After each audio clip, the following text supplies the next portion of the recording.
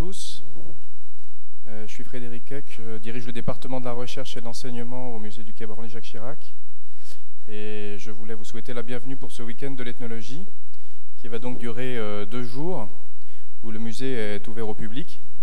Et vous va y avoir un certain nombre d'événements qui vont vous permettre de connaître le nouvel état de cette discipline qu'est l'ethnologie et que le musée du Quai Branly met à l'honneur à la fois dans sa programmation et dans ses collections, ses expositions.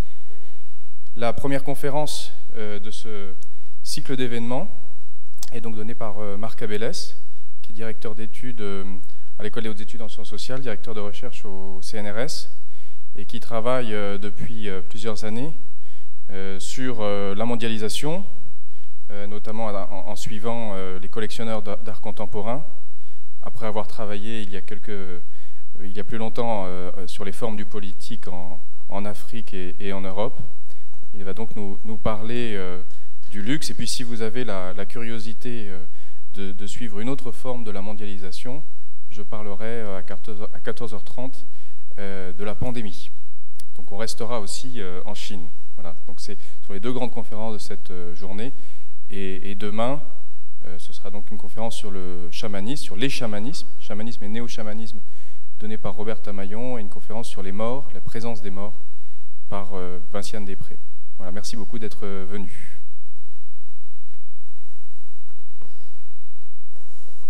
Merci Frédéric, merci pour cette invitation et bonjour à tous. Je suis très heureux d'être parmi vous en cette heure un peu matinale.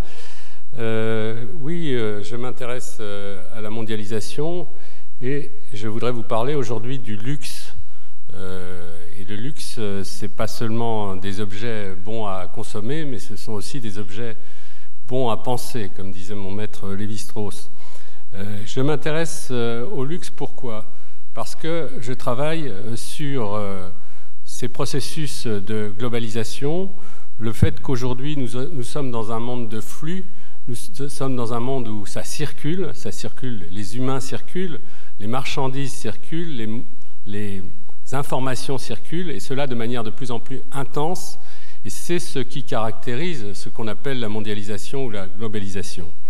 Et aujourd'hui, l'anthropologie, elle est face à ces questions, et elle est en train de s'interroger sur le monde, mais plus à travers ces processus de circulation peut-être, qu'autrefois où on s'intéressait, je dirais, à des populations relativement fixées, figées dans leur stabilité et dans leur pérennité. Et je dirais que je fais partie de ceux qui prônent une sorte de global turn ou de tournant global dans l'anthropologie qui permet de prendre au sérieux toutes ces questions qui vont effectivement des problèmes de migration jusqu'aux questions qui concernent la vie, ce que nous appelons la vie des marchandises et leur mode de circulation. Donc c'est dans cet esprit que nous avons lancé, il y a quelques années, une recherche collective, une ANR, qui s'était consacrée à ce qu'on appelle la vie politique des marchandises. Et on s'intéressait, et on s'intéresse toujours, à cette manière de circuler des marchandises qui peuvent être très différentes. Il y a effectivement des marchandises, je dirais, de quotidienneté, et puis il y a aussi des choses qu'on met généralement dans la catégorie du luxe. Et pour illustrer cette première idée, cette idée de circulation, je vous ai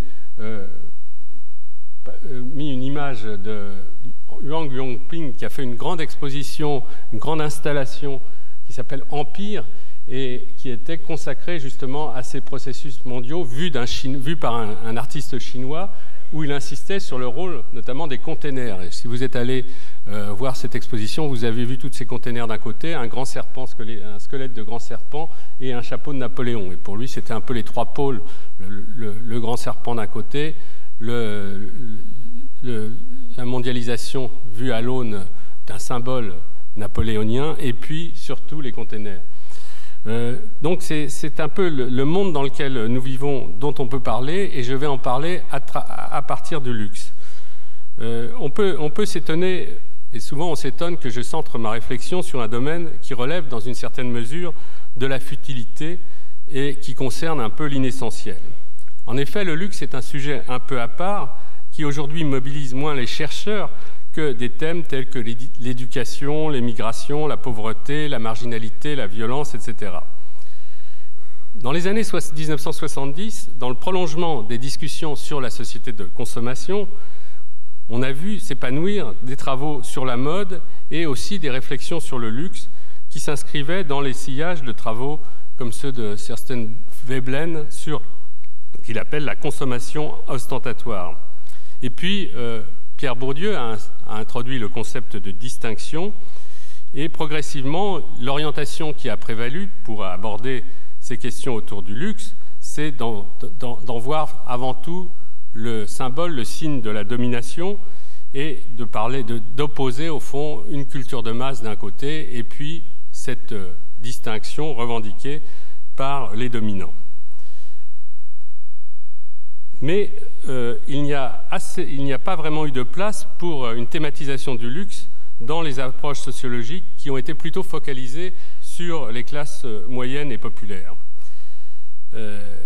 Donc étudier ce qui a trait à la richesse semble aujourd'hui encore un peu problématique. Et pourtant, le luxe occupe une place cardinale. Regardez les magazines, regardez tous les annonceurs, le nombre d'images du luxe qui circulent, et l'attrait qu'on a pour ces images du luxe est absolument remarquable, et pour un anthropologue qui par définition est un peu à distance, puisque lui-même n'a pas véritablement accès, on peut dire, à ce luxe, il est néanmoins frappé par le fait que le secteur du luxe est devenu quelque chose qui, en particulier en France, a pris une place considérable. Il faut savoir qu'aujourd'hui, le commerce du luxe est celui qui engendre les profits les plus spectaculaires. Il a été marqué ces 20 dernières années par une croissance exponentielle.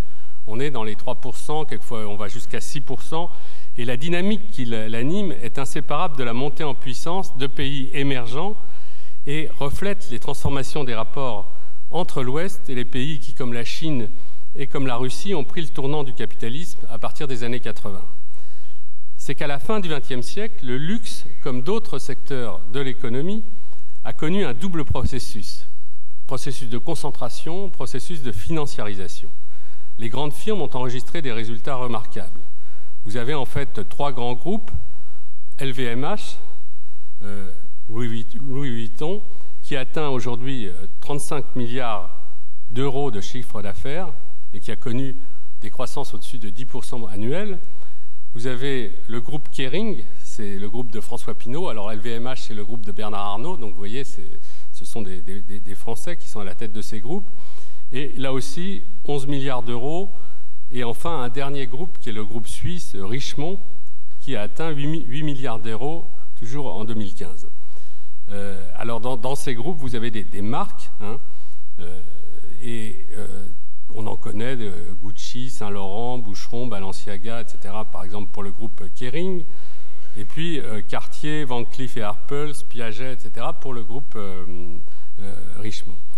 Et puis Christian Dior, par exemple, pour LVMH. Donc tout ça, c'est l'état aujourd'hui du marché du luxe qui correspond donc à une extension de la demande et à l'ouverture de nouveaux marchés. En peu d'années, la Chine est devenue le second marché mondial du luxe avec une part de près du tiers du marché mondial. Et elle est particulièrement friande de produits européens dans ce secteur et représente, pour l'Europe, tout cela représente un secteur totalement stratégique. Le développement accéléré du commerce, du luxe, illustre l'impact de la globalisation sur la société chinoise. Voilà un genre de publicité que vous pouvez trouver donc dans les magazines chinois. La recherche du luxe ne reflète pas seulement une volonté d'ostentation. Il faut toujours ajouter que le luxe porte la marque de l'excès et de la dépense. Et après des années d'austérité dans ces pays, comme la Chine, c'est la recherche du plaisir, de la beauté, et il y a une sorte de fonction hédoniste du luxe qui est particulièrement prisée. D'où la valorisation de produits comme le vin, les grandes marques de mode, la joaillerie et aussi les œuvres d'art.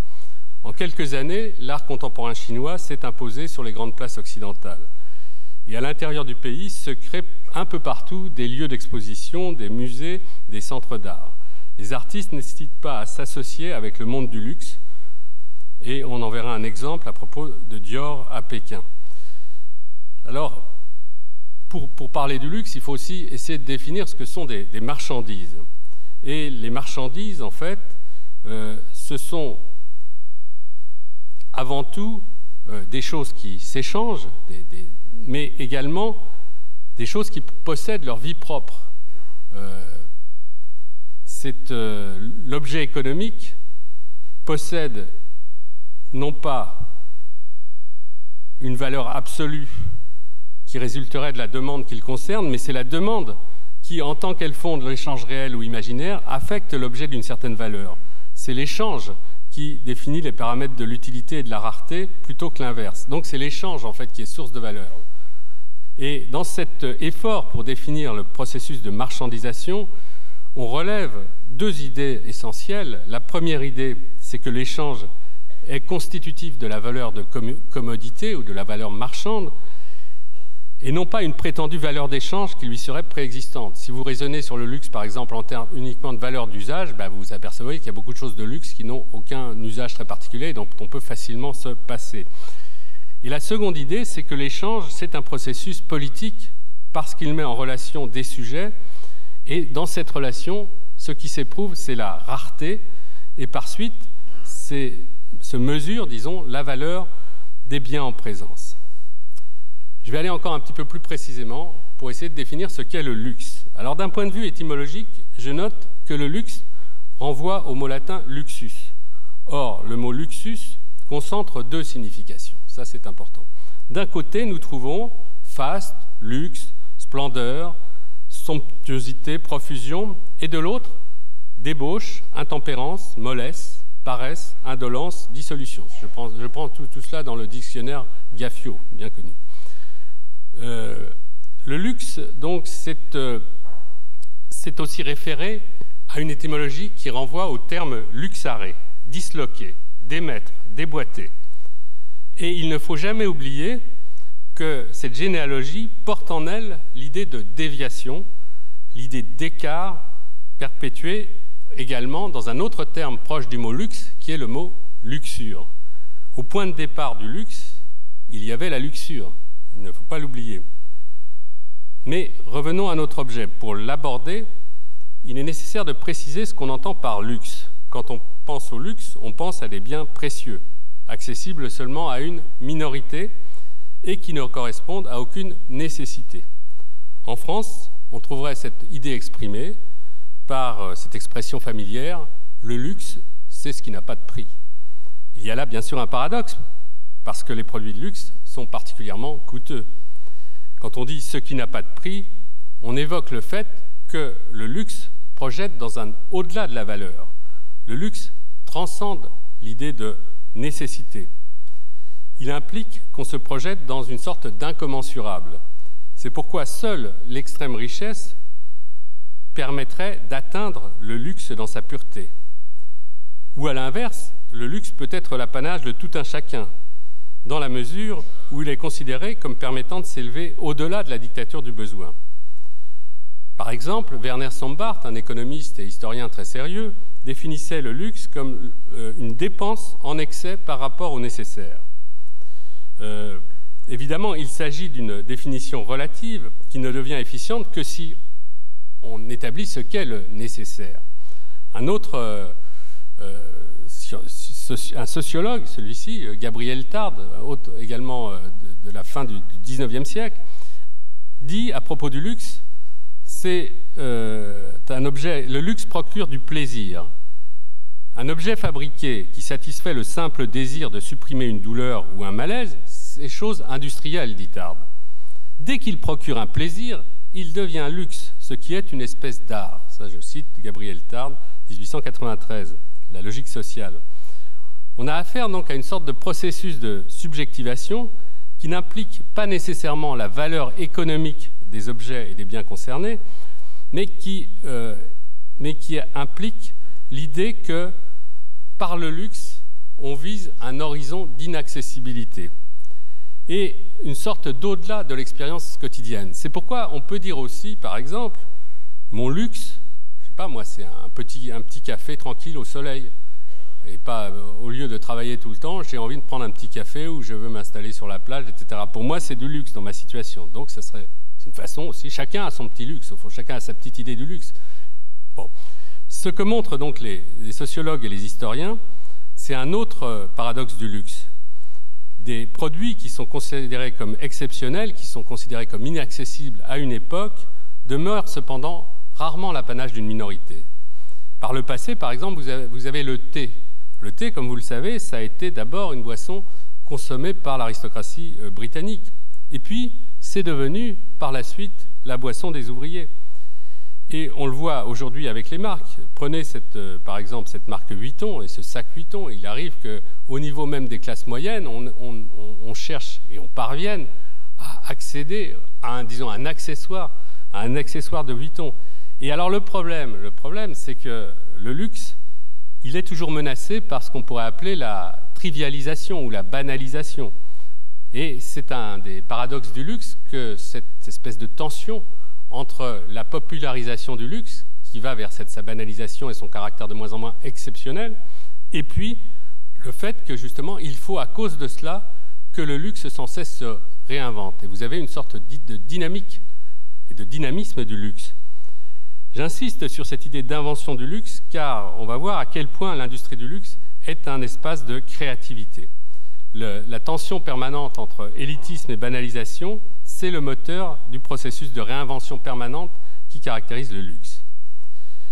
Alors on a dit que contre des théories qui fondent la consommation sur une sorte de vision naturaliste du besoin, qui cherche une sorte de minimum anthropologique vital, on peut considérer en fait que tout objet est aussi signifiant et que toute cette importance de la nature signifiante des objets, le fait qu'on n'est pas seulement dans un rapport réflexe et sur le mode des besoins, tout cela implique que la société humaine transcende l'univers des besoins.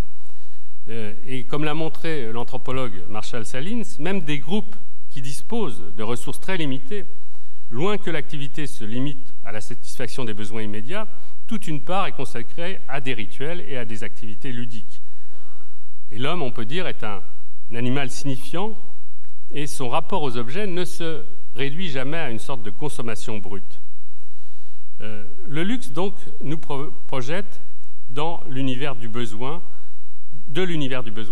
à l'univers des signes. Et le luxe, c'est tout un registre presque de rhétorique.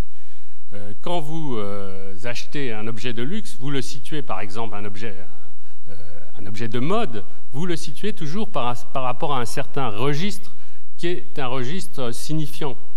Vous n'achetez pas n'importe quelle robe et vous savez que si vous mettez telle parure avec telle robe, c'est ou non ce qu'on appellera par exemple une faute de goût.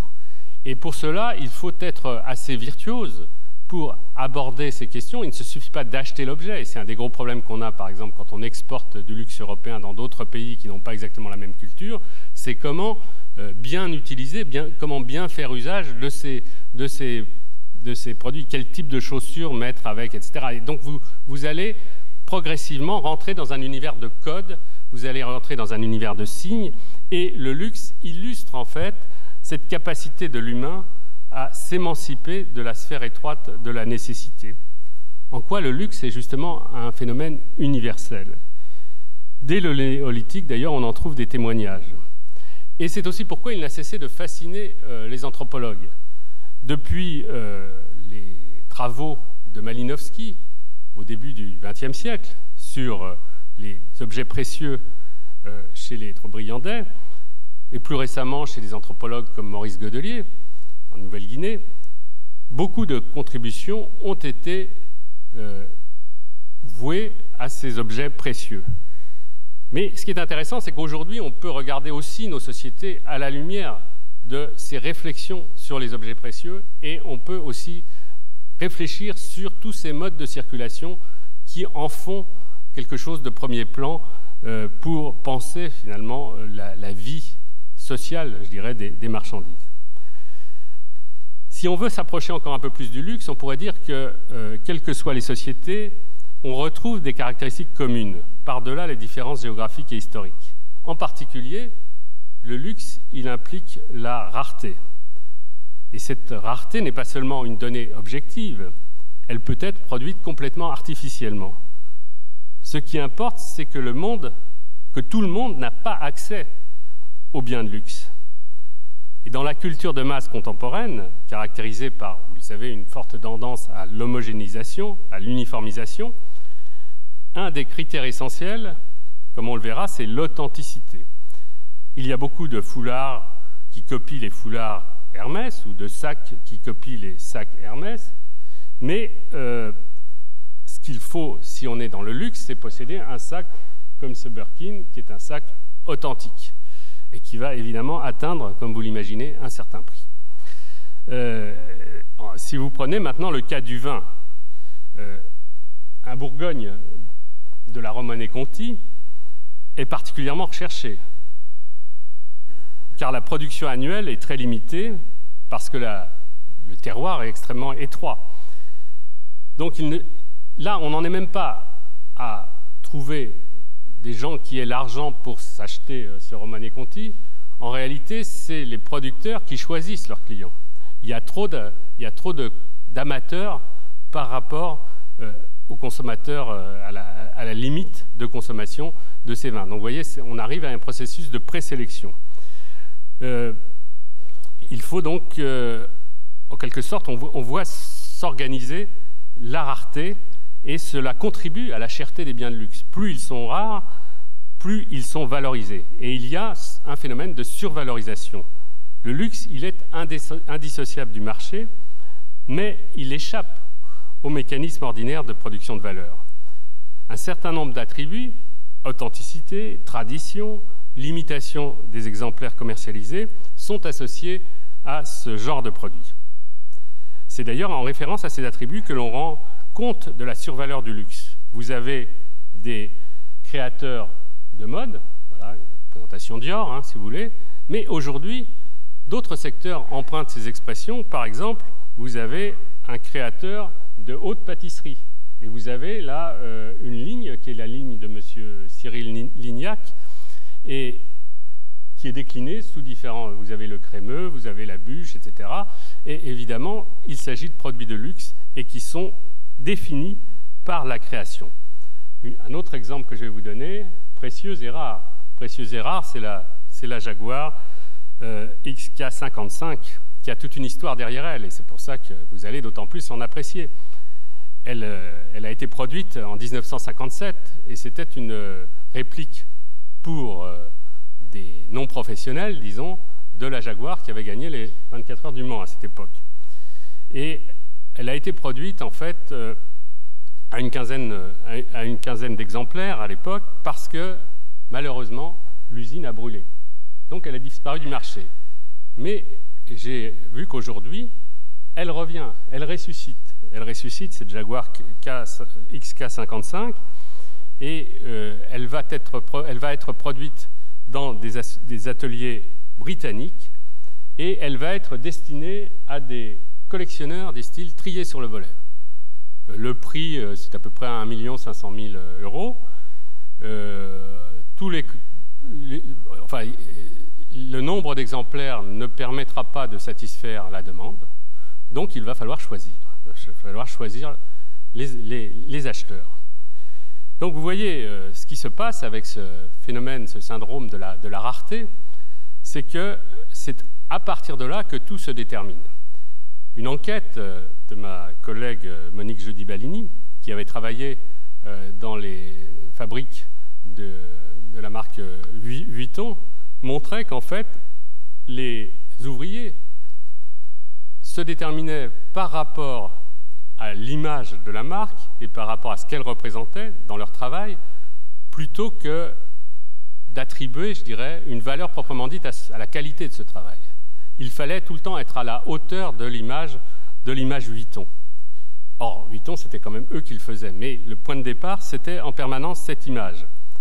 Et cette idée que le luxe est quelque chose donc, qui frise l'exceptionnalité et qui est toujours ultra rare, se traduit aussi, à contrario, par le fait que le luxe est toujours accompagné de ce qu'on appelle traditionnellement le demi-luxe.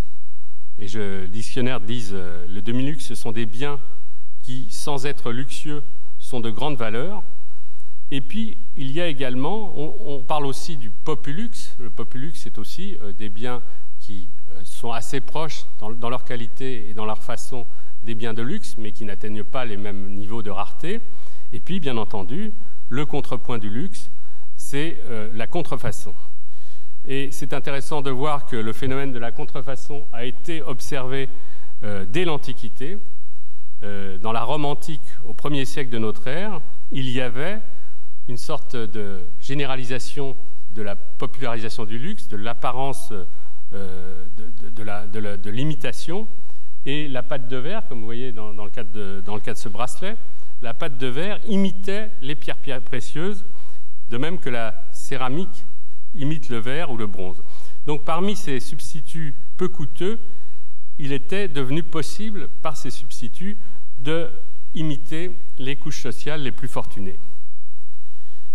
La rareté est donc en quelque sorte la toile de fond du luxe. L'autre caractéristique essentielle, c'est la superfluité. Et c'est ce qui a déclenché depuis l'Antiquité toutes les controverses sur le luxe. Il y a ceux qui condamnent le luxe comme immoral et nocif. Pour les philosophes du XVIIIe siècle, la question du luxe est inséparable de la réflexion sur le développement économique des sociétés. Par exemple, il y a une grande controverse au XVIIIe siècle entre Rousseau et Voltaire. Rousseau considère le luxe dans son discours sur les arts comme reflétant la décadence et la corruption du goût, et à l'inverse, pour Voltaire, le luxe, c'est un composant essentiel de la civilisation. Voltaire, comme Hume ou Adam Smith, considère que le luxe enrichit la culture, qu'il suscite la création et surtout qu'il stimule l'industrie. Et Voltaire insiste sur le fait que le luxe associe souvent des traditions et des cultures différentes. D'ailleurs, il fait référence à la pénétration à l'époque des produits chinois, la soie, la porcelaine, etc. Et il y a un vers de Voltaire qui est resté célèbre, « Le superflu, chose très nécessaire », dans son poème « Le mondain ». Plus récemment, la controverse a rebondi avec deux points de vue très différents, qui sont les points de vue de Max Weber et de Werner Sombart, qui ont tous les deux réfléchi sur l'origine du capitalisme. Sombart a écrit un ouvrage sur le luxe et le capitalisme, et pour lui, la recherche du luxe, c'est très important pour le développement du capitalisme. Il montre qu'au XVIIIe siècle, la recherche du luxe a été un facteur essentiel de la mise en place d'un système capitaliste fondé sur la division du travail. Il a été essentiel aussi pour l'apparition de nouveaux marchés et pour la première accumulation capitaliste. Donc, il formule cette idée que le développement de la société de cours, et en particulier la féminisation du goût, je reprends ces termes, qui ont connu leur zénith au XVIIIe siècle, ont suscité une augmentation remarquable de la consommation d'objets de luxe. Et l'autre raison de cette croissance, c'est l'idée qu'il y a eu à cette époque une sorte d'émergence de ce qu'il appelle l'homo novus, c'est-à-dire le bourgeois, qui a trouvé par le luxe le moyen de s'affirmer par rapport aux nobles et aux aristocrates, en exhibant justement un haut degré de luxe. D'où ensuite la mise en place d'ateliers et, comment dirais-je, un impulse donné à toute cette nouvelle industrie. Dernier point d'ailleurs dans l'analyse de Sombart, c'est le lien qu'il introduit assez étroit entre luxe et sexualité. Pour lui, c'est l'apparition d'une conception hédoniste de l'amour à la fin du Moyen-Âge qui s'exprime à travers l'exaltation du corps féminin. La séduction, la recherche du plaisir, etc. Et l'amour illicite qui autorise toutes les extravagances. Et la figure de la maîtresse qu'on va retrouver dans la société bourgeoise, d'où ces dépenses luxueuses de bijoux, d'étoffes, de parfums. Rien n'est assez beau pour offrir à ces femmes toutes sortes de produits qui évidemment coûtent cher. Et c'est là qu'un auteur de l'époque dit « le luxe, c'est le bourreau des riches ». Quant à Sombart, lui, il dit « le luxe, c'est l'enfant légitime de l'amour illégitime, et il a donné naissance au capitalisme. Alors vous voyez, ça fait beaucoup d'enfants, le luxe, bon. Mais la formule est assez belle. Et la thèse de Sombart, qui associe le développement du capitalisme à la croissance de la consommation de luxe, s'oppose justement à l'interprétation de Max Weber, qui lui voit le capitalisme très lié à l'éthique protestante et au calvinisme. Donc le loisir, la recherche du luxe, la recherche du plaisir est pour lui incompatible avec cette éthique calviniste. L'argent gagné doit être réinvesti dans l'entreprise. Et ce qui importe, c'est d'abord le calcul et la rationalité. Donc l'idée de superflu ne fait pas partie de la vision du monde qui, selon Weber, a prévalu. Et le luxe ne pouvait pas être un moteur du développement économique. Aujourd'hui, on peut quand même revenir sur tout ce débat, mais je ne le ferai pas ici, mais considérer qu'en fait, c'est sans doute Weber qui a eu tort et que Sombart a bien rendu compte d'une extension du commerce et de la circulation de cette époque. Et depuis lors, d'ailleurs, ces thèses n'ont cessé d'être au centre, je dirais, des débats. Ensuite, il y a un autre aspect, une autre caractéristique, qui est le luxe associé à la consommation ostentatoire, hein, selon la formule de Veblen. Ça c'est, voilà, j'en ai perdu 2 en route. Et voilà, maintenant, je viens le potlatch, hein, le potlatch des Quakiutes qui dépensent et qui mettent en jeu en fait leur prestige autour de la distribution et de la destruction parfois de biens précieux. Donc c'est une consommation donc ostentatoire. Et pour Veblen, la consommation ostentatoire, ça a bien sûr une fonction de maintenir son statut social. Le luxe renvoie donc à un enjeu de distinction et il a une fonctionnalité sociale. Il relève de ce que Goffman appelle la présentation de soi. En d'autres termes, le luxe serait inséparable du pouvoir et de l'affirmation d'une domination de classe. Et là, nous retrouvons des thèmes qu'on retrouve chez le sociologue Pierre Bourdieu, par exemple, qui associent effectivement le luxe à des stratégies de distinction. Il faut savoir que Bourdieu s'est beaucoup intéressé au luxe, bien qu'on le connaisse surtout pour ses travaux sur la misère du monde ou sur des thèmes assez différents, puisque le premier numéro de sa revue Actes de la recherche en sciences sociales était en partie consacré à la mode. Vous voyez. L'ostentation donc aurait une fonction stratégique et beaucoup d'études sur le luxe insistent sur ce caractère ostentatoire de la dépense. Et le danger d'ailleurs, c'est un peu parfois de privilégier, je dirais, une interprétation réductrice qui ferait de la consommation de luxe quelque chose de purement fonctionnel, simplement une affirmation d'un statut. En fait, il y a quelque chose dont on a déjà parlé qui est la superfluité dans le luxe. Hein, le superflu, chose très nécessaire, disait Voltaire. Quelque chose qui concerne le caractère souvent excessif, souvent démesuré de la dépense. Ce que Georges Bataille, un autre auteur qui s'est penché sur ces questions, nomme la consommation. Et lui insiste sur la négativité inhérente à ce type de consommation. Il associe en fait le luxe, l'ostentation, la dépense somptuaire, et il se réfère justement à l'essai sur le don de Marcel Mauss et des travaux qui ont été faits sur la circulation des biens précieux et aussi sur ce phénomène du potlatch, donc, où il montre en fait que les enjeux symboliques et politiques s'incarnent, se réalisent dans une énorme destruction de richesses, une dépense qui n'a pas une rationalité avérée. Et je cite Bataille, « J'insiste sur le fait qu'il n'y a pas généralement de croissance, mais seulement, sous toutes les formes, une luxueuse dilapitation d'énergie. L'histoire de la vie sur Terre est principalement l'effet d'une folle exubérance. L'événement dominant, c'est le développement du luxe, la production des formes de vie de plus en plus onéreuses. » Et autre citation, « Le sens de cette profonde liberté est donné dans la destruction, dont l'essence est de consommer sans profit, ce qui pouvait rester dans l'enchaînement des œuvres utiles. » Il définit donc comme le luxe comme quelque chose qui relève de la folle exubérance qui est pour lui synonyme de la vie, la luxueuse dilapidation d'énergie. Et pour lui, évidemment, le potlatch incarne un peu cette chose.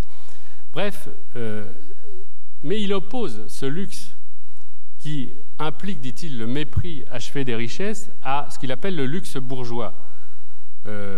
Et le luxe bourgeois, c'est finalement une sorte de pâle copie, et toujours dans une société vouée au profit et une société qui n'a absolument pas le sens d'une réelle exubérance, mais qui se restreint à des signes de richesse.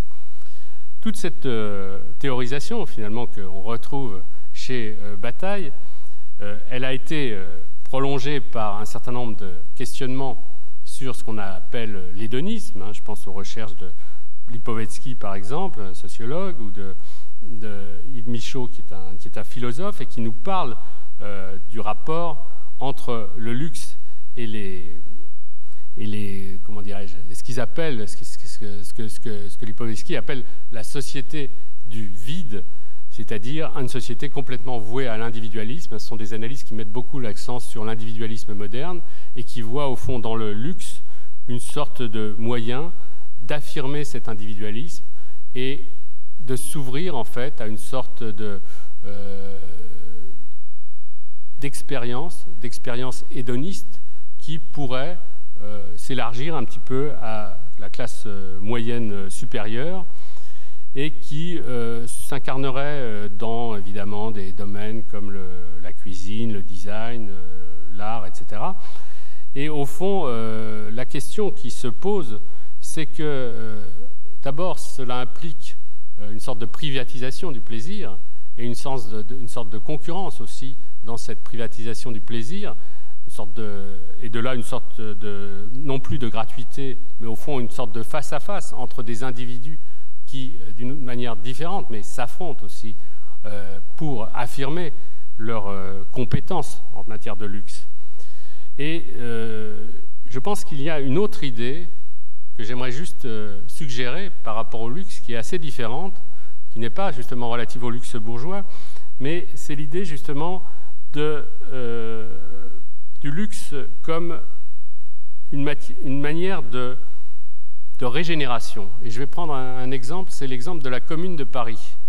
Et vous allez être peut-être étonnés, mais les révolutionnaires de la Commune de Paris, donc en 1871, ont publié un manifeste de la Fédération des artistes, et ils écrivent « Le comité concourra à notre régénération, à l'inauguration du luxe communal et aux splendeurs de l'avenir et à la République universelle. Il faut, disent-ils, contrecarrer le misérabilisme et, au contraire, montrer que le luxe peut devenir une exigence collective. L'idée d'un luxe communal en réponse à des gens qui veulent les ramener toujours à des miséreux et à leur situation d'être condamnés à satisfaire uniquement leurs besoins primaires. Donc les communards en appellent à l'art, ils en appellent à toute proposition, tout projet ayant pour but le progrès de l'art, l'émancipation morale, etc. Et il s'agit donc de concourir à cette élaboration d'un luxe qui serait une exigence aussi légitime que l'exigence de pain, etc., de logement et tout.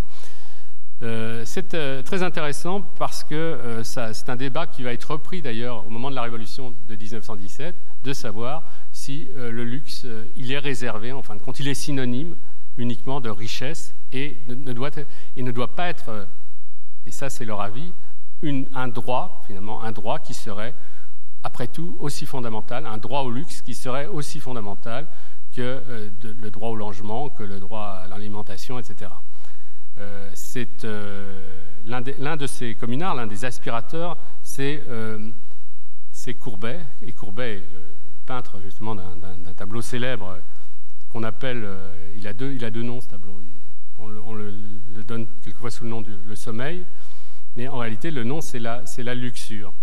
Et le fait que Courbet, peintre de la luxure, se soit impliqué dans cette redéfinition d'une utopie est significatif. Si le luxe se constitue donc à la limite de l'économie marchande, par-delà la valeur d'échange, il est logique que le mouvement d'abolition de la société marchande cherche à se le réapproprier. Et dans une certaine mesure, on rejoint des analyses de Georges Bataille sur le pouvoir subversif du luxe. L'un des meilleurs analystes du luxe au XIXe siècle, c'est Baudrillard, pas Jean Baudrillard, mais Henri Baudrillard, et il nous parle justement de cette question. Il a écrit c'est un professeur du Collège de France qui avait écrit, il avait fait un très long cours et 4 volumes sur l'histoire du luxe. Et il dit: il y aurait de même à chercher cette préoccupation du luxe et des jouissances raffinées dans les utopies socialistes de notre temps. Je ne veux parler que des plus honnêtes et des plus sérieuses. Il n'est pas du tout utopiste, Baudrillard, c'est pas du tout sa tasse de thé, si je puis dire. Mais écoutez par exemple le célèbre utopiste Charles Fourier, dont le système fait une part énorme au luxe de sensualité. Cette tendance est encore plus visible dans l'utopie saint-simonienne, amie des plaisirs, des magnificences et des fêtes, conformément à sa devise de la réhabilitation de la chair. Donc l'époque dont il s'agit, le 19e siècle, était aussi synonyme d'un développement tout à fait remarquable du luxe. Et cette réflexion sur le luxe et sa mise en spectacle, et Dieu sait qu'il est mis en spectacle dans tant d'édifices et dans tant d'œuvres de cette deuxième moitié du 19e siècle, en même temps, il y a cette idée qu'il faudrait distinguer entre un bon et un mauvais luxe. C'est Baudrillard qui a introduit cette idée. Il y aurait un bon luxe, finalement, qui serait susceptible d'encourager les progrès de la civilisation, et puis un luxe pervers, un luxe dangereux. Et un luxe, pourquoi? Parce qu'il exacerberait les tensions entre les riches et les pauvres. Aujourd'hui, le luxe présente un peu un développement comparable à celui qu'il connut dans la seconde moitié du XIXe siècle. Le luxe est parfois traité comme une sorte d'expérience limite, et le luxe a toujours un parfum de dangerosité. Je pense par exemple à la Chine, où aujourd'hui, comme vous le savez, s'est ouverte une campagne anti-corruption et qui témoigne, entre autres, de la prise de conscience du pouvoir et potentiellement subversif du luxe. On s'aperçoit que rien n'arrête la dynamique de cette industrie. Et on se demande si, progressivement, elle ne va pas produire une sorte de démoralisation au sens propre et devenir quelque chose qui serait antagonique avec les principes officiels du pouvoir communiste. Donc il faudrait aujourd'hui, et ça on le retrouve partout, il faudrait domestiquer le luxe. Le luxe est effectivement de plus en plus absorbé par la mécanique du marché. Et à l'opposé de la dilapidation prônée par Bataille, par exemple, le luxe, ça devient un véritable investissement.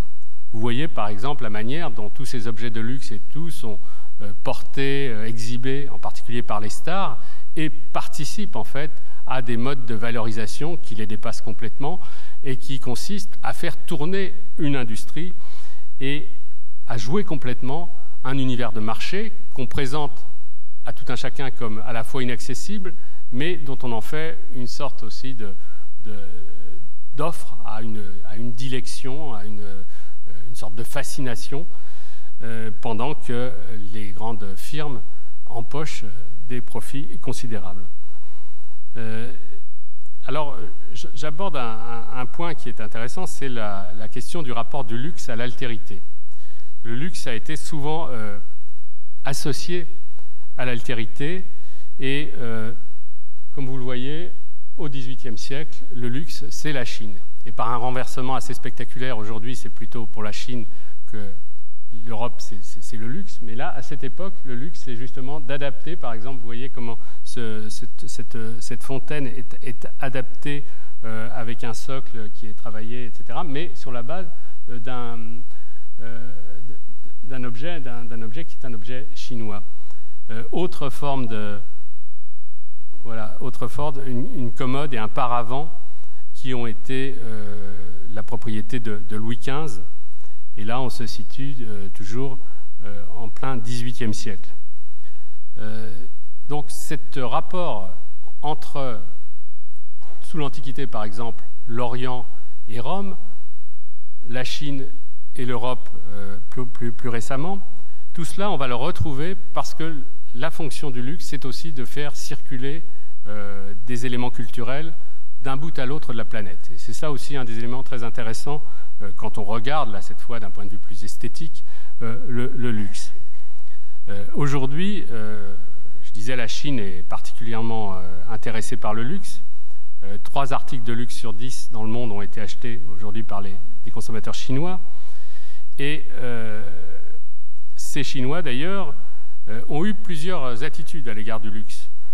D'abord, ils l'ont vu un peu comme des nouveaux riches, comme des produits dont on se gavait littéralement, des Ferrari, toutes sortes de choses qui étaient devenues accessibles évidemment à cette nouvelle richesse qui se développe dans les années 2000 à une vitesse accélérée. Il faut savoir qu'aujourd'hui, la Chine comprend 4 millions de millionnaires et officiellement 568 milliardaires.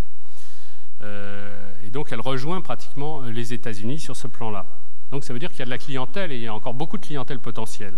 Donc le premier réflexe, c'était un réflexe un peu de nouveaux riches et qui a complètement perturbé les firmes qui introduisaient des boutiques de luxe. Je prends par exemple Pékin, un quartier qui s'appelle Sanlitun, où vous avez toutes les grandes marques, Prada et autres. Enfin, ça, c'est une photo que j'ai pu faire, mais qui ne reflète pas toute la diversité des marques de luxe qu'on va trouver à Pékin et dans toutes les grandes villes de la Chine. Et la question, c'est que le luxe a d'abord été une affaire de nouveaux riches et d'exhibition. Et puis, dans une deuxième phase, on a constaté qu'en fait, les Chinois ont été commencé très vite à réfléchir sur le fait qu'ils voulaient aussi des expériences du luxe un peu plus raffinées et se demander qu'est-ce qu'ils pouvaient faire pour sortir d'une sorte de vulgarisation, d'homogénéisation du luxe. Et on peut même dire que le rapport à ces marchandises occidentales a créé une sorte d'anxiété. C'est un collègue, John Osberg, un collègue américain, mais qui vit pratiquement en Chine et avec qui nous travaillons, qui nous racontait comment, en fait, l'une des obsessions, c'était d'abord de savoir porter ce luxe, comment le porter dans des bonnes conditions, et puis, d'autre part, dans quelle mesure, finalement, on atteignait l'authenticité du luxe. L'une des questions, c'était de dire, mais finalement, bien sûr, on n'achète pas des contrefaçons, on achète du vrai Prada et tout ça, mais en réalité, c'est pas là que ça se passe, c'est dans les pays d'origine. D'où un sorte de déplacement aussi des Chinois, des riches, évidemment, qui, de plus en plus, ont préféré, il y a aussi des problèmes de taxes, on pourra y revenir, mais ont préféré, justement, aller s'alimenter en Italie, en France, etc., dans des endroits où ils pensaient trouver, justement, ce socle d'authenticité. Et puis, une méfiance aussi à l'égard d'une manière dont les Occidentaux, en quelque sorte, fourgueraient leur matériel. Et là, j'ai un exemple, c'est une Mercedes à Wuhan, donc dans l'ouest de la Chine, dans la province du Hubei. Et dans cette province du Hubei, un des riches propriétaires d'un parc zoologique, avait acheté une Mercedes. Et il a eu des problèmes d'entretien. On lui a réparé plusieurs fois sa Mercedes, et puis elle est à chaque fois retombée en panne. Alors, il a décidé de faire quelque chose de spectaculaire avec l'appui des médias locaux. Il a décidé de faire une sorte de rituel. La Mercedes a été traînée dans la ville par des buffles et on a décidé de supplicier la Mercedes et on l'a massacrée à coups, vous voyez, de matraque. Et ça a été médiatisé comme l'exemple, justement, des Chinois qui se défendaient contre cette forme d'exploitation nouvelle qui était de leur fourguer du mauvais matériel. À quoi Mercedes a répondu qu'en fait les Chinois utilisaient une essence pourrie et que c'était la raison pour laquelle... voilà. Donc la question c'est d'arriver avec toute cette accumulation à sortir un petit peu d'une sorte de brouillage de l'image du luxe. Et paradoxalement, le succès du luxe peut devenir aussi un handicap. Un handicap parce qu'il faut retrouver, par exemple, l'authenticité, retrouver de l'authenticité, retrouver un message, si vous voulez, qui fasse que bon, si tout le monde commence à porter du Prada, qu'est-ce que c'est plus du Prada? Enfin, là, je prends pas le super haut de gamme, mais disons que il faut donc lutter contre cela. Et pour cela, il faut sans arrêt travailler à replacer l'image des marques dans deux aspects, à mon avis, qui sont un aspect d'authenticité et un aspect de créativité. Authenticité, c'est le fait que, par exemple, des marques italiennes, comme Tod's, qui fait des mocassins, ou Fendi, que vous connaissez peut-être, ou Ferragamo, tous s'occupent, par exemple, de restaurer qui la Fontaine de Trévi, qui la Galerie des Offices, etc. Donc de se donner justement une sorte de noblesse et une sorte de spécificité. Et puis il y a un autre aspect, c'est de faire montrer par une sorte d'association avec l'art à quel point le luxe est toujours créatif. Et là, nous avons des grands modèles dès 1915. Vous voyez Sonia Delaunay qui fait une robe simultanée. Plus tard, la fameuse robe Omar, c'est un homard de Schiaparelli qui était conçu par Salvador Dali, robe Omar qui fut portée par Wallis Simpson, l'épouse d'Édouard VIII, qui dut d'ailleurs divorcer à cause de ce mariage, mais elle a gardé quand même la robe. Et puis, plus récemment, Jeff Koons qui travaille pour Dom Pérignon et qui fait ce Balloon Vénus, qui, encore une fois, incarne cette créativité. Et puis, vous avez, chez Vuitton, sur le site de Vuitton, vous avez les Amis de la Maison. Alors, les Amis de la Maison, c'est Cindy Sherman, qui a travaillé donc, sur un sac. Et puis, vous avez Olafur Eliasson, qu'on retrouve dans la fondation Louis Vuitton, on retrouve ses œuvres. Et puis, également, Murakami, donc le grand artiste japonais, qui a travaillé sur le monogramme Vuitton et qui a également montré dans les boutiques Vuitton ce panda qui fait aussi une des originalités et qui imprime en quelque sorte une certaine marque art contemporain, au point que, et là c'est le dernier avatar on peut dire, c'est le fait que les marques de luxe développent leur propre fondation d'art contemporain, et nous sommes aux premières loges à Paris. Nous savons que, bien sûr, François Pinault avait déjà au Palazzo Grassi à Venise sa propre fondation. Il va revenir d'ailleurs sur la région parisienne. Et puis, nous avons la fondation Vuitton qui a ouvert ses portes et qui soutient très fortement l'art contemporain. En Chine, à Pékin, en 2008, vous avez une présentation Christian Dior. Et cette présentation a été associée en fait à des œuvres d'artistes chinois, des plus grands artistes qui ont essayé de travailler à la demande de Dior sur des thèmes qui étaient ceux de Dior. Et donc, ça a été un énorme succès. Ça a été un moment du décollage, d'ailleurs, de l'art contemporain en Chine et qui a été complètement porté par la présence de Bernard Arnault, bien sûr, et puis de toute une série de stars et de John Galliano, qui était à l'époque le créateur chez Dior, et qui ont porté toute cette dynamique de l'art associé à la mode. Vous voyez. Et pour un grand nombre d'entreprises du secteur de luxe, l'art contemporain permet d'augmenter la notoriété de la marque à l'international. Et puis, on demande aussi, même des Prada, par exemple, demandent à des architectes comme Herzog et de Meuron, par exemple, à Tokyo, ou Rem Koolhaas à New York, de lui aménager des boutiques qu'ils appellent les épicentres et qui ont tout un... Comme ils disent, ils veulent expérimenter des nouveaux langages. Et quand vous avez devant vous toutes les présentations de ces marques, vous êtes frappé justement par le caractère très intellectualiste. Aujourd'hui, vous avez un catalogue, une présentation de la dernière collection de Gucci, où il est question de Walter Benjamin et de sa vision de la mode dans les thèses sur l'histoire. On a un peu la tête qui tourne, on se demande mais pourquoi pas.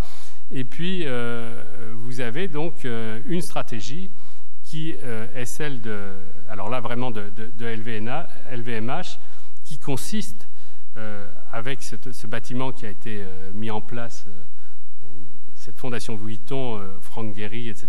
Et puis de nouveau quelque chose qui est en train de se gérer au musée de l'ex-musée des arts et traditions populaires. Bref, tout un domaine finalement qui est associé aux marques, qui est associé en particulier à la mode, et tout un calendrier d'ailleurs qui associe les Fashion Weeks à des événements artistiques.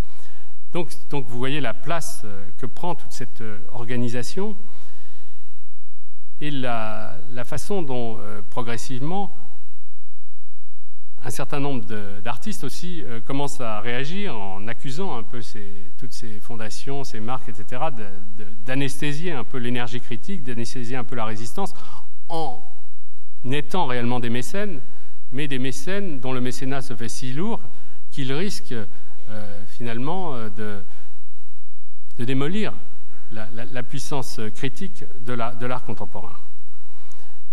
Et vous avez alors des artistes très significatifs également. Je prends un grand artiste chinois, Ai Weiwei. Ça, c'est les débuts d'Ai Weiwei quand il cassait des vases Ming dans des performances qui, à l'époque, ont marqué l'opinion, quoi.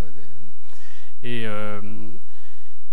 donc, l'auteur de ces performances iconoclastes, qui avait séjourné aux États-Unis, qui était revenu en Chine et qui est devenu un des artistes célèbres pour ses installations, a eu... alors là, voilà, par exemple, ce qu'il fait, une urne décorée avec du vernis Coca-Cola, des vases avec du vernis de voiture. Voilà. Et puis, Ai Weiwei qui se présente aussi au bon marché et qui nous fait... Alors là, vous avez vraiment la symbiose entre le luxe et l'art contemporain. Voilà cette exposition, si on peut dire, mais qui contribue évidemment à porter aussi la marque bon marché. Et le même Ai Weiwei qui est en même temps persécuté, qui se retrouve mis au secret et qui donc se trouve dans une situation d'ambivalence qui est peut-être assez révélatrice de la condition de l'artiste aujourd'hui, condition qui l'amène à fréquenter et à prospérer parmi les puissants, et puis qui en même temps le met souvent dans des positions qui sont des positions subversives. Alors là, je vous parle d'un dernier exemple qui est celui d'un travail que j'ai fait sur Art Basel. Ça, ce sont les foires d'art qui sont aussi très étroitement associées au luxe. Donc Art Basel a été créé à Bâle, comme son nom l'indique. C'est une foire qui était suisse et puis qui est devenue une foire mondialisée. Et vous avez, c'est pour ça que c'est très, très intéressant de réfléchir sur les processus de circulation, parce que vous voyez qu'en une quinzaine d'années, on est passé à un Art Basel Miami, et puis aujourd'hui, nous avons Art Basel Hong Kong. Donc nous avons une même marque qui est apposée pour ces différents événements. Et quand vous allez à Miami, chez H&M, vous avez dans la vitrine, par exemple, des t-shirts qui ont été donc reproduits d'images du peintre connu aux États-Unis, Alex Katz. Et donc il y a pendant toute la période de cette foire qui dure un long week-end, il y a aussi toute une série de présentations de mode, de collections, et comme vous savez, le public de Miami est un public assez fortuné et une bonne clientèle, disons. C'est bien qu'on joue sans arrêt sur ce duo, sur cette espèce de rapport assez complexe finalement entre l'art et puis le luxe, ou le luxe et l'art. Voilà, voilà, par exemple, dans la foire, vous avez le champagne Ruinart qui est présent, parce qu'évidemment, il y a des sponsors de ce type. Ouais, ça, c'est dans la foire. Alors, c'est pas du luxe, mais c'est de l'art contemporain, et ça va aussi vous coûter très cher. C'est une installation d'un groupe qui s'appelle Toilet Paper, qui est en fait, c'est l'artiste Maurizio Cattelan. Voilà. Et puis ça c'est de moi. Ça pourrait être dans la foire aussi, finalement. C'est quelque chose que j'ai photographié dans un dîner à Miami. Et voilà. Et puis, dernier point, les très riches et très entreprenants chinois qui créent des musées privés. Et là, nous avons un exemple. Je m'en vais d'ailleurs demain pour y aller visiter, justement. ce musée a été créé par des promoteurs. Il leur appartient, ils ont fait appel à des Nord-Américains, des architectes nord-américains, donc c'est une assez belle bâtisse. Et puis, c'est aussi autour tout un espace dédié à du tourisme de luxe. Donc, on joint aussi, je dirais, l'utile à l'agréable ou le profitable à l'esthétique. Et voilà typiquement des objets de la contemporanéité, des objets où le luxe, l'art, toute cette symbiose vise aussi à conquérir en permanence un public. Donc, le commerce de luxe a besoin de l'art, mais l'un des problèmes, et je conclurai par cette idée, l'un des problèmes du commerce de luxe, c'est qu'à force de populariser à sa manière l'art, il a tendance, et c'est toujours ce même phénomène, à risquer de le trivialiser. Et on en arrive à cette idée que cette industrie ou ce commerce ont toujours une pente vers ces processus d'uniformisation, alors que ce qui les définit et ce qui les fait vivre et ce qui les fait prospérer, c'est la réaffirmation permanente d'une originalité et la question de faire en permanence réémerger un registre de diversité et justement de jouer aussi sur un rapport complexe entre quelque chose qui est de l'ordre du cosmopolitisme et quelque chose aussi qui est de l'ordre du terroir et des appartenances. Bref, dans ce marché, je dirais, libéralisé, il y a peut-être des exigences de régulation, mais il y a aussi la question de savoir comment gérer toutes ces dynamiques contradictoires. Et au fond, je dirais pour conclure que, un peu comme le potlatch des Kwajalein, qui ouvrait une perspective nouvelle sur l'économie non capitaliste, sur les notions d'échange et de don, donc qui intéressait pour ce fait en particulier les anthropologues, un peu de la même manière, le luxe et l'art contemporain, ils peuvent nous éclairer sur les transformations du capitalisme aujourd'hui. Voilà, merci.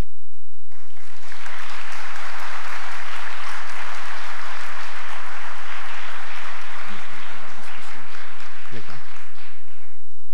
Merci beaucoup, Marc. Est-ce que le micro fonctionne?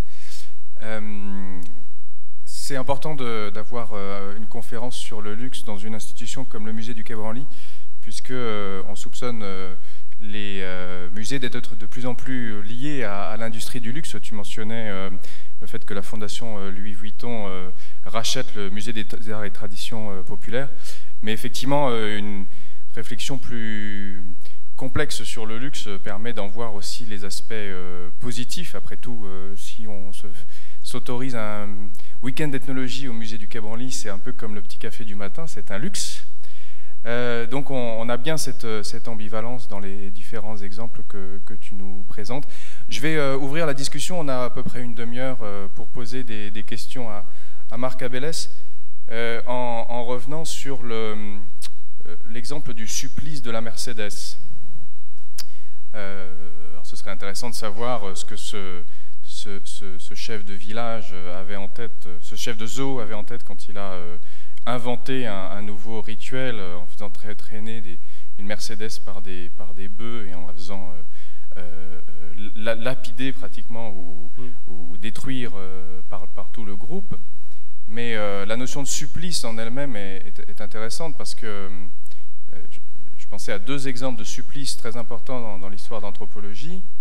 Il y a d'abord le Père Noël supplicié de Claude Lévi-Strauss, qui est ce cas classique d'un village de France où, en 1950, on a brûlé le Père Noël parce que le Père Noël était associé avec la société de consommation américaine. Et Lévi-Strauss utilise les analyses du potlatch pour dire que c'est justement ce luxe que représentait à ce moment-là la société de consommation américaine qui était refusée par ces villageois qui brûlaient le Père Noël. On sait maintenant à travers les travaux, notamment de Marie Mosé, que le potlatch était lié à la rencontre entre les sociétés de la côte ouest des États-Unis, enfin de l'Amérique, de l'Amérique du Nord, et les commerçants britanniques. Alors ça va m'amener à une question, mais je vais venir sur le deuxième exemple de supplice, c'est le supplice chinois de l'homme découpé en 1000 morceaux, qui est un exemple classique là, chez Georges Bataille. Et là aussi, c'était parce qu'il y avait eu un acte de parricide, dans un contexte où les Européens voulaient savoir comment les Chinois allaient réagir, que les Chinois avaient dû ressortir un vieux traité de loi qui amenait à ce rituel, pour le coup, très cruel. Mais dans les deux cas, celui du potlatch et celui du supplice chinois, c'est dans la rencontre entre... C'est pas quelque chose qui est de tout temps dans la société, c'est dans la rencontre entre une société et une autre qu'il y a une espèce d'effusion de luxe, en fait. Et donc ce serait une première question que je voulais te poser. Est-ce que ce ne serait pas ce qui expliquerait cette passion de la société chinoise aujourd'hui, puisque effectivement pendant 50 ans elle a été fermée au reste du monde, qui fait qu'elle consomme aussi massivement des produits de luxe, ce qui inverse d'ailleurs, comme tu l'as très bien dit, la tendance du 18e, 19e siècle, où c'était l'Europe qui consommait les produits chinois. Oui, je peux répondre. Je pense qu'il y a effectivement cet aspect des choses. Je pense que ce rapport permanent qui lie, disons, le luxe à des formes d'altérité est toujours en même temps facteur de tension, quoi. Et donc, dans ces conditions, évidemment, on ne peut pas s'étonner qu'à un certain moment, quelque chose va ressortir qui est de l'ordre de l'identitaire, qui est de l'ordre d'une certaine violence aussi, et qui va prendre ces formes donc, que j'ai citées à propos de la Chine.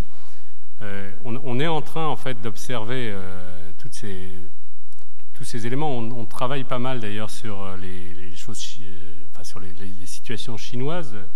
On a fait dans le cadre d'une chaire dont je suis responsable au Collège d'études mondiales des travaux avec des spécialistes de la Chine qui mettent assez en évidence tous ces points de tension qui sont assez compliqués d'ailleurs à identifier dans la mesure où on ne parle pas toujours explicitement aux enquêteurs de tous ces aspects.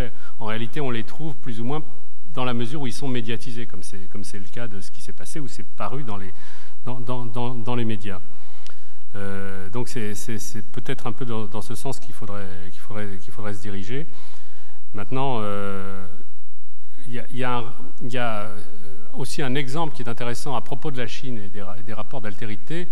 C'est un exemple que cite Marshall Sahlins du roi George III d'Angleterre. Ça, c'est dans les années 1700, je crois que c'est en 1793, qui envoie des émissaires pour rencontrer l'empereur, et il lui fait toutes sortes de cadeaux qui, pour lui sont représentatifs, enfin pour les Britanniques, quoi, sont représentatifs du nouveau développement industriel et de l'inventivité industrielle. Et le roi George III, l'empereur refuse ces cadeaux. Il refuse les cadeaux et il dit ben non, ces cadeaux ne m'intéressent pas. Moi, quand les barbares nous offrent quelque chose, ils doivent uniquement nous offrir des choses un peu insolites et exceptionnelles. Par exemple, un éléphant aussi petit qu'un singe, mais aussi fort qu'un lion. Mais certainement pas des espèces d'artefacts industriels qui ne nous intéressent pas. Nous ne sommes pas dans cette relation et nous ne la souhaitons pas. Donc ça, c'est très, très, très caractéristique aussi des décalages qui peuvent se produire. Et puis parallèlement, toujours pour revenir sur la Chine, il y a implicitement, et ça c'était intéressant en parlant justement lors de ces discussions, ces rencontres avec un collègue chinois qui travaillait plus spécifiquement sur l'industrie textile en Chine, il y a le fait que ces gens, par exemple de la mode, souhaitent développer maintenant leurs propres lignes et leurs propres orientations. Et là aussi, c'est un facteur de tension dans la mesure où ça va se jouer comme une sorte... On peut penser qu'il y ait aussi des facteurs de guerre commerciale internationale du fait qu'il y a une réappropriation par les Chinois, par exemple, de tous les tissus traditionnels, de toutes sortes de choses qui vont revenir dans une sorte de mode réinventé, original. Pas si...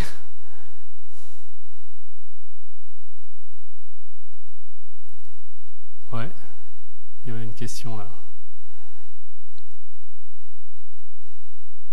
Merci. Je voudrais vous poser une question sur le rapport entre le luxe et les patrimoines. Parce qu'en fait, il me semble que si l'État, depuis quelques siècles, oui, avait pris ce processus d'incorporer les patrimoines et de créer les patrimoines pour une mise à réserve d'une valeur symbolique qui était liée au pouvoir de l'État, je me demande si maintenant ce n'est plus le cas, et disons qu'il y a une compétition entre les maisons de luxe, les grandes entreprises de luxe et l'État pour pour capturer cette mise à réserve du patrimoine. Et donc dans cette dimension-là, je voudrais poser la question, qu'est-ce que vous en pensez de cet événement? Donc la Grèce, en gros, a refusé à Gucci de faire la demande de faire un défilé dans le Parthénon. Et donc voilà, qu'est-ce que ça prouve maintenant, cet acte assez fort de la Grèce, vu la condition qu'elle... Oui, tout à fait. Je pense que ça correspond à un acte de résistance. Je pense que ce qui est en train de se passer, justement, par rapport à... Là, vous voyez, en ce moment, il y a des... C'est pareil, il y a des défilés qui se produisent au Chanel, au Grand Palais, il y a des défilés enfin, dans des lieux qui sont en même temps des lieux publics, et c'est maintenant admis qu'on a une spectacularisation justement des présentations et des Fashion Week un peu partout, mais eu égard justement à la situation spécifique de la Grèce et des problèmes qu'elle rencontre, on comprend tout à fait qu'à un certain moment, il y a un phénomène qui n'est pas, je parle de résistance plutôt dans ce cas que de repli, parce que ça peut être aussi interprété comme une espèce de façon de vouloir à tout prix préserver de manière un peu anachronique une sorte comment dirais-je, de monumentalisation traditionnelle, etc. Non, je pense que sur ce plan, il y a des tensions qui correspondent à l'état du monde. Et je crois que c'est pour ça que la question du luxe, elle est tellement... vu l'impact, encore une fois, c'est ça qu'il faut bien comprendre, c'est que le luxe a un impact sociétal absolument considérable, un impact d'image aussi absolument considérable. Ça ne veut pas dire que, encore une fois, les consommateurs sont un nombre extrêmement limité, mais tout ce que ça produit autour va avoir effectivement dans la conception même des rapports politiques, des rapports entre les gens et de la façon dont on considère aussi le statut. Et c'est pour ça que l'expérience, là j'ai parlé de l'expérience de la commune et de cette revendication du luxe, elle me semble... Là, justement, pas du tout anachronique, parce que ça pose réellement une question.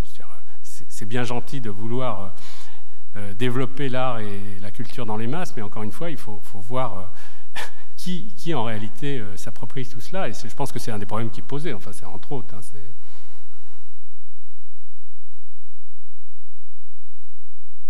ouais.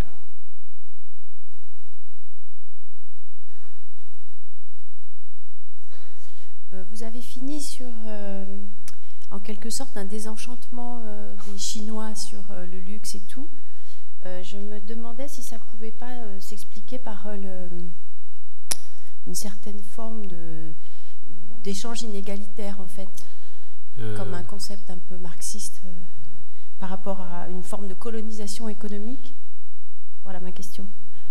Oui, là on entre justement dans cette question des rapports... Quand on est dans un mode de circulation intensifié qui caractérise la globalisation, ça fait à terme un certain nombre de dégâts. C'est-à-dire que évidemment il y a des impacts. Et en ce qui concerne les Chinois et la façon dont ils reçoivent ça, même dans des milieux justement tout à fait privilégiés et qui sont généralement, il faut bien voir aussi, ce sont des milieux qui sont très très politiques, parce que très souvent quand même les grands businessmen chinois sont également des membres du parti. Enfin bon, tout ça, il y a une sorte de porosité, disons, entre ces différents milieux. Mais le fait est qu'il y a un moment où il ne devient plus vraiment acceptable de considérer qu'on est traité, c'est ça qui est très, très caractéristique, qu'on est traité un peu par-dessus la jambe. Il y a tout, et ça, c'est un élément dont on nous a...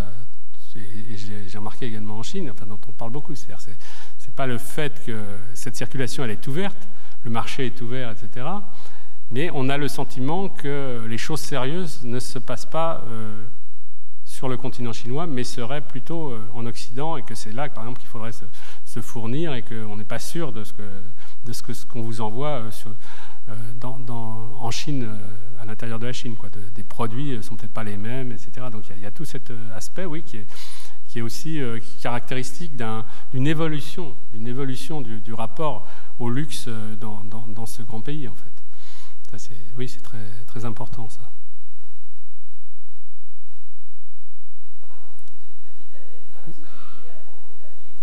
Oui.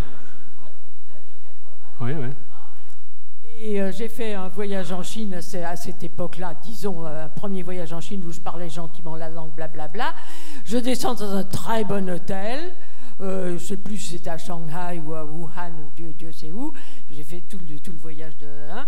Et il y avait en bas, au rez-de-chaussée de cet hôtel, une boutique Vuitton. Alors je regarde, bon, très bien, je regarde les prix, je compare un peu avec ce que je connais à Paris, blablabla. Et puis mon petit voyage se termine dans cet hôtel, je descends avec mes bagages et j'avais au bout du bras un vieux sac Vuitton où je fourrais toutes sortes de choses. Et alors je montre au vendeur, qui était le responsable de cette boutique, et je lui dis, bon, bah, au revoir, à bientôt. Et il me dit, oh, mais ça, le sac là, c'est un vrai. Ben, je dis, comment c'est un vrai? Naturellement, c'est un vrai. Oh, je peux regarder, je peux le toucher, etc. Et il vendait du Vuitton toute la journée dans un grand hôtel, blablabla. Alors il l'a regardé, il l'a ouvert. Oh, et alors il a touché, etc. Oh, il n'en revenait pas. Tous les siens étaient faux. Étaient faux, oui. Ben, voilà. C'est réjouissant.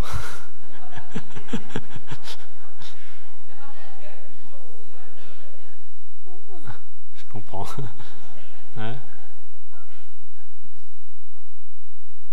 Bien, effectivement, peut-être aussi en liaison avec cette anecdote, j'avais envie de vous poser une question parce que, en vous entendant et en voyant les photographies, je me demandais si le luxe au XVIIIe siècle ou au début du XIXe siècle était finalement de même essence que le nôtre aujourd'hui, parce que on voyait bien dans les images ou dans ce que vous disiez qu'au XVIIIe siècle, il s'agit d'un luxe qui est un luxe trésor, c'est-à-dire que l'objet contient des matériaux ou un travail tout à fait remarquable, et d'ailleurs sont des objets qui finissent dans les musées.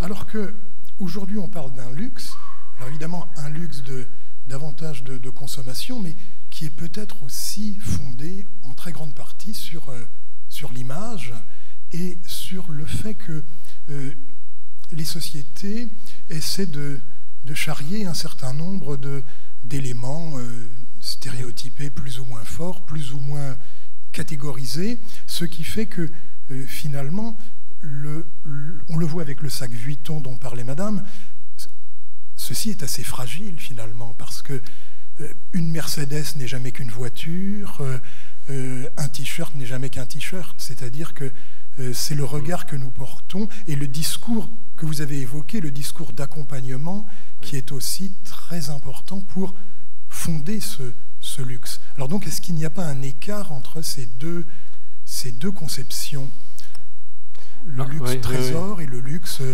davantage image et consommation?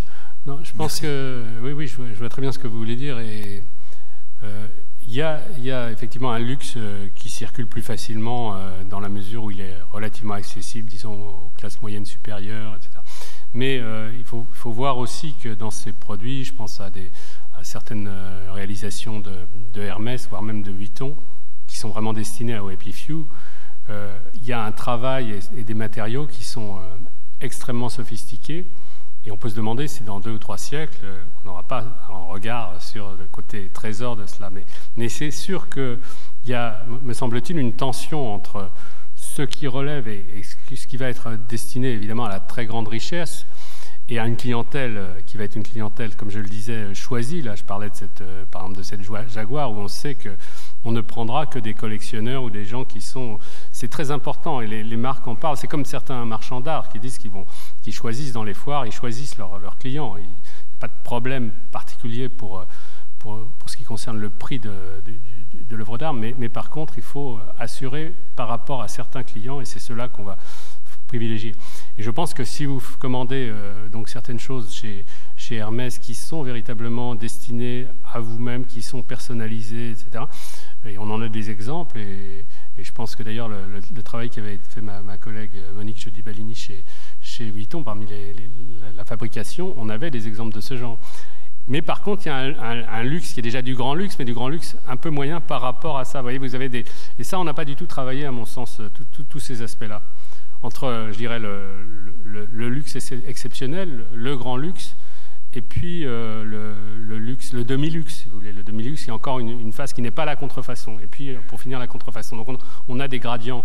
On a des gradients, et ceux qui travaillent dans ces milieux en sont, je pense, assez conscients. Ce qui fait que, évidemment, la difficulté, par exemple, pour les acheteurs chinois ou des gens qui ne font pas partie du club au départ, donc qui arrivent, qui déferment là-dedans et qui ont les moyens financiers très vite d'y accéder, c'est que justement, ils ne connaissent pas les codes et ils n'ont pas tout ce savoir et tous ces réseaux qui leur permettraient d'obtenir le top du top, si j'ose dire, enfin quelque chose qui relève en quelque sorte de l'art. Mais oui, ça c'est... Et moi, je n'ai pas vu vraiment les recherches ne sont pas vraiment développées sur toutes ces nuances. Peut-être parce que c'est aussi des domaines assez compliqués à enquêter. Oui.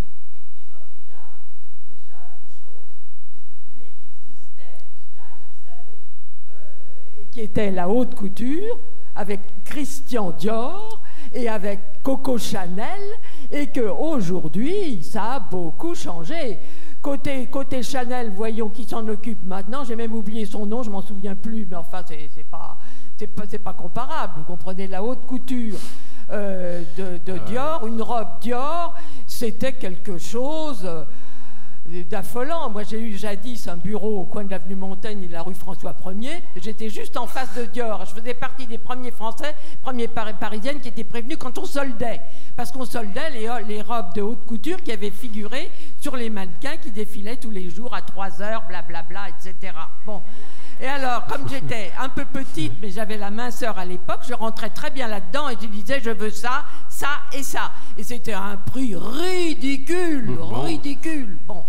Vive parce que, alors donc j'ai donc eu du vrai Dior et je leur ai revendu une robe il y a quelques années parce qu'elle est maintenant au musée Christian Dior en Normandie et c'était du Marc Bohan, mais c'était quelque chose. Il avait fallu la raccourcir et pour raccourcir ça, c'était un monde. Oh, il y avait une doublure dans en soie évidemment naturelle, tissée à la main ou Dieu sait quoi, derrière le velours, et il y avait une espèce de truc. Enfin bref, c'était... Non, là, ça méritait le prix que ça valait. Non, il y a une autre question. Plus il y a de trous dans les jeans, plus ils sont chers. D'accord, ouais. Merci. Oui, vous avez... Il y a plusieurs questions. Bonjour. Ouais. En fait, moi, j'aurais une question par rapport à la question du luxe, par rapport à des groupes pour qui c'est important. Le luxe, je pensais par exemple aux sapeurs au Congo ou je sais pas moi, les Teddy Boys, qui ont besoin de luxe, pour qui c'est vraiment important de s'habiller avec des vêtements parfois de grandes marques ou hors de prix, mais qui n'ont pas le... Comment dire, qui ne sont pas l'élite ou qui ne sont pas considérés comme l'élite. Enfin, du coup, quel est le rapport au luxe par rapport à ces castes, pas ces castes, mais à ces groupes-là? En ce qui concerne ces groupes, moi, j'ai pas une connaissance particulière. Ce que j'ai pu lire marque en effet qu'il y a un certain nombre de sous-cultures, on pourrait dire, ou même de contre-cultures, qui accordent effectivement une importance à cette idée de luxe en lui donnant une certaine charge subversive, quoi. Et c'est ça aussi, c'est très intéressant ça serait très intéressant à travailler. Et ce qui se passe, il y a un peu ça aussi qui est compliqué, je dirais, du côté des sciences sociales, pas du côté des gens, mais du côté des sciences sociales, c'est que quand on dit le mot luxe, on a tendance un petit peu à avoir une espèce de réflexe de se protéger, de pas trop rentrer dans ces détails, et donc on ne prend pas toujours la mesure de ce que ces revendications du luxe ou cette demande de luxe peut avoir précisément d'authentique et peut correspondre à quelque chose qui n'est pas répréhensible. Il y a un côté souvent, il faut dire, du point de vue des sciences sociales, qui se situe dans le côté dans la perspective un peu rousseauiste sur le côté superflu et émollient du luxe. Donc peut-être qu'on n'a pas non plus tous les éléments en termes d'études sur ces questions. Enfin, voilà, c'est un début de réponse.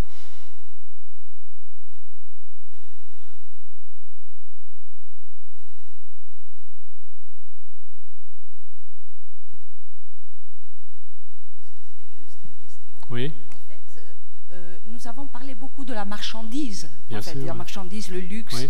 Mais il y a aussi les individus, il y a la population des créatifs. Vous avez dit que en France, il y avait un gisement important de créativité. Mais qu'en est-il de ces créatifs? Sont-ils vraiment dans le mouvement, enfin, de création de richesse dont vous nous en avez parlé? Enfin, sont-ils vraiment, je dirais, considérés? Sont-ils impliqués aussi dans la génération de richesse? Oui, enfin, je pense que c'est... Est-ce que nos créatifs, j'ai l'impression en fait que nos créatifs ont plutôt des problèmes.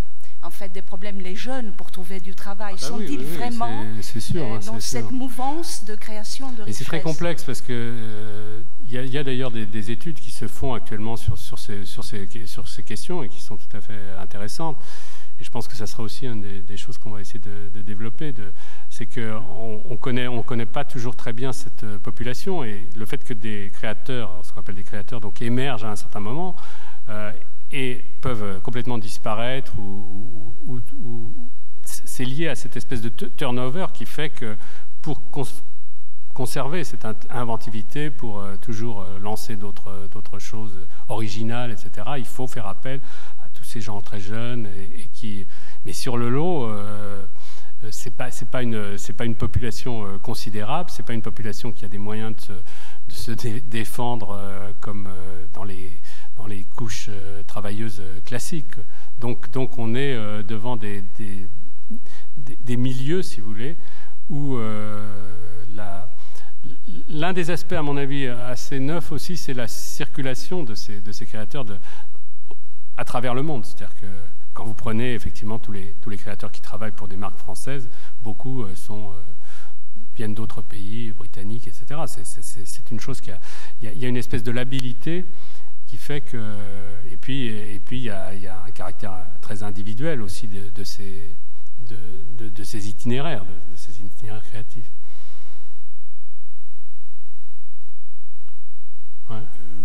Est-ce qu'il y a des marques de luxe chinoises qui éventuellement ont une approche différente des marques de luxe françaises ou européennes? Je sais pas, j'ai entendu parler par exemple d'une marque de voiture qui apparaît, qui s'appelle Onkui, ou je sais pas, quelque chose comme ça.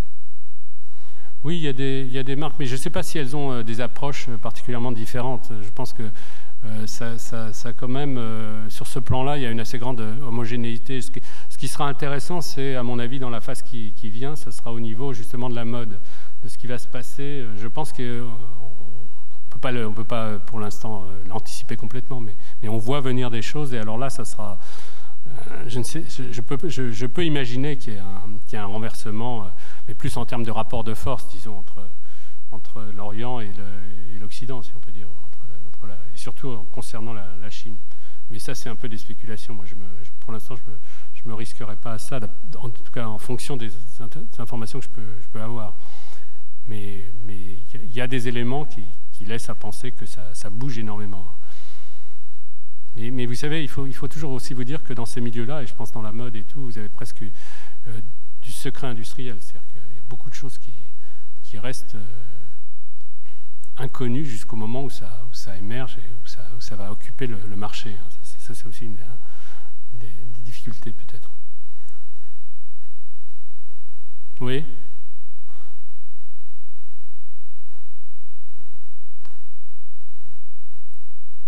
Je voulais juste juste vous poser une question sur la relation que vous avez établie entre le luxe et l'art. Oui.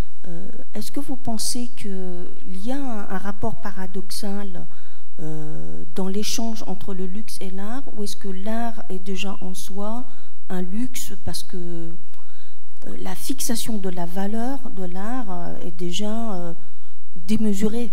J'ai déjà justement rejoint cette caractérisation du luxe qui est celui de l'excès.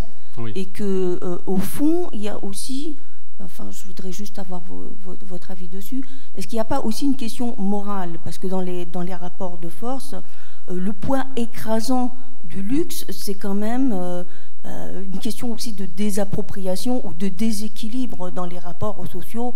Est-ce que c'est acceptable, j'allais dire, de voir cette possession du luxe et à la fois cette très grande inégalité que ça crée, quoi?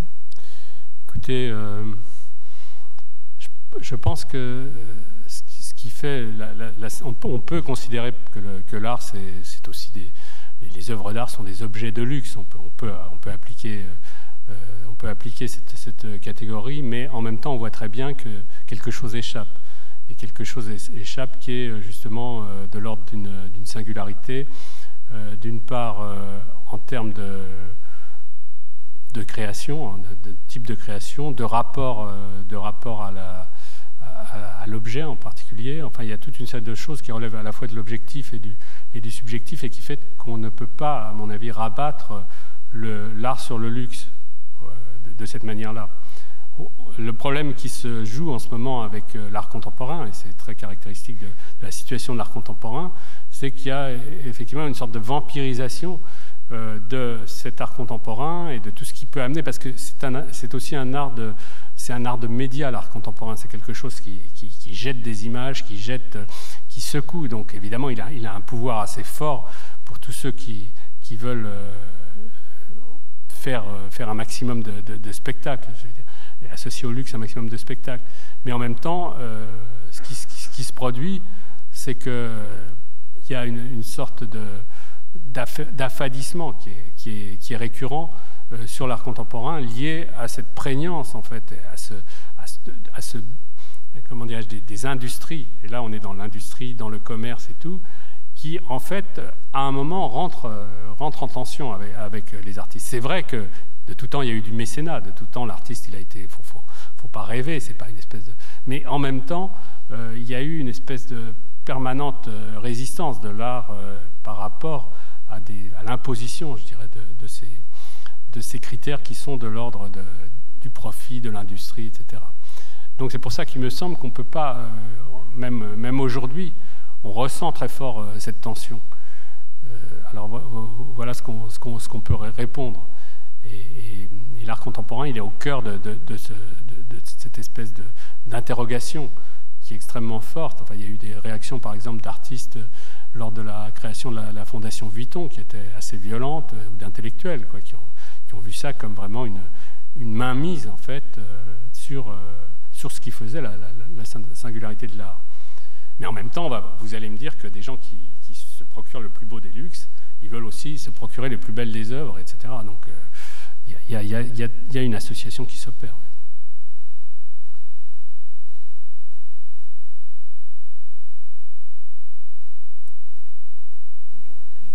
Bonjour. Allô ? Oui.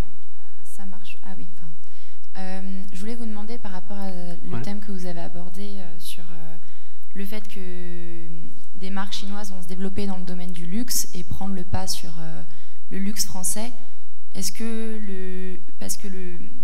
le luxe en Chine, il est perçu avant tout par le symbole de la France, etc., et toutes les valeurs que ça dégage, et des marques comme par exemple Xiaotichen qui défile à Paris, etc. Est-ce que du coup il va y avoir deux luxes, un luxe plus, par exemple en Chine, est-ce qu'il y aura toujours ce luxe français associé à toutes ces valeurs et un nouveau type de luxe chinois? Je pense que ce vers quoi on va, mais là encore, il s'agit plus d'anticipation, mais ce vers quoi on va, c'est effectivement un luxe chinois qui serait aussi associé à certaines valeurs d'authenticité, de tradition, de retour aussi à un raffinement de civilisation qui serait celui de la civilisation chinoise. Donc à ce moment-là, il y aura une concurrence, pour les Chinois, il y aura effectivement une nouvelle vision. Il y a eu une redécouverte en fait de tout ça qui s'est passée via l'Occident, parce qu'au fond les Chinois ont redécouvert la mode et tout ce raffinement à travers des produits, vous dites français, effectivement, ça a été très important. Et puis on est arrivé au stade, et on le voit aussi d'ailleurs dans l'art contemporain, où ça a amené à une réflexion autour de ce qui fait la grandeur de la civilisation chinoise. Enfin, là je parle très généralement, mais c'est un peu stéréotypique, mais c'est un peu comme ça que c'est pensé et ça peut être dit. Et donc, justement, au niveau de ce qui est mode, on peut imaginer qu'il va y avoir une sorte d'affrontement, enfin, il va y avoir une sorte de choc entre ces différentes choses. Il va y avoir, et je pense que du point de vue français aussi, des amateurs, des acheteurs de mode, etc., il va y avoir un intérêt énorme quand ça va venir sur le marché. C'est pour ça que je pense que là, on est presque dans une phase aujourd'hui un peu transitoire, mais ça fait partie de cette mondialisation du luxe qui s'opère, avec une pluralisation, une diversification des acteurs.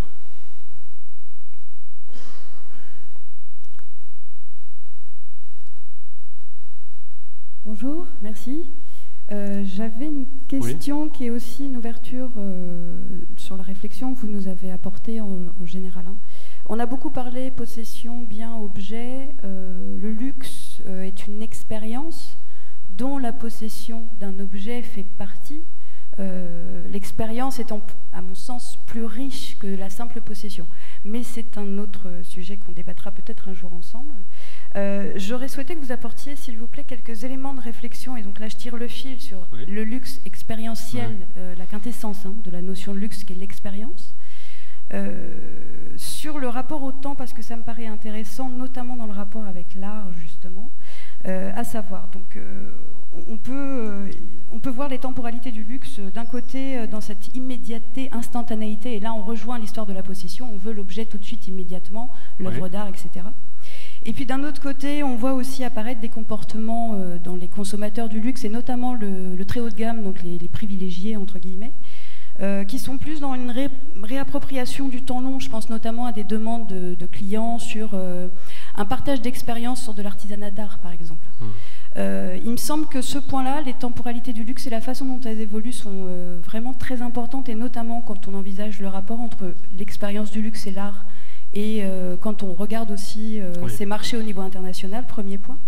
Et deuxième point, vous avez beaucoup parlé d'ostentation, qui, il est vrai, était prégnant dans les années 80-90 sur ces marchés. On voit apparaître depuis quelques années maintenant, et puis c'est vrai que c'est de plus en plus prégnant là aussi, plutôt une forme de discrétion finalement qui me paraît aussi importante à développer. Voilà, merci. Oui, non, ça fait des questions tout à fait intéressantes. Je pense que cette question du temps, elle est fondamentale. L'idée du caractère, une certaine lenteur, quelque chose qui tranche évidemment avec les urgences et la nécessité d'alimenter le marché. Ça, je pense que c'est pour ça que certaines marques gardent toute leur aura à cause du fait qu'elles représentent non seulement des permanences, mais des manières de travailler qui donnent une très grande place au temps, à l'élaboration. Et d'ailleurs, il y a certaines marques qui en font presque qui présentent le making-of, enfin la manière dont ils envisagent ça. Donc ça, c'est ça. Et puis l'autre question, l'ostentation, oui. Oui, je pense que... Non, ce que je disais, c'est que moi, je ne pense pas que le luxe, ça soit seulement un facteur... L'ostentation, on a beaucoup mis l'accent sur l'ostentation, et on pense aux nouveaux riches et tout ça, mais on voit très bien, et l'exemple de la Chine est intéressant, comment il y a eu...